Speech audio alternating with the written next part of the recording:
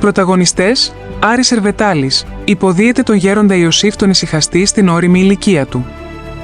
Τάσος Λέκας, ενσαρκώνει τον Άγιο στα νεανικά του χρόνια, ως Φραγκίσκο Κώτη. Στέφανος Κυριακίδης, σε κομβικό ρόλο, υποδίεται τη μορφή που συνδέεται με το πνευματικό όραμα του Αγίου. Πιγμαλίων Δαδακαρίδης, συμμετέχει στο βασικό cast, Νίκος Γκέλια, στο πρωταγωνιστικό cast της παραγωγής. Ποια είναι όμως η ιστορία που θα δούμε στην οθόνη μας? Η πλοκή μας μεταφέρει στις αρχές του 20ου αιώνα στην Πάρο, ακολουθώντας τα πρώτα βήματα του νεαρού Φραγκίσκου Κώτη.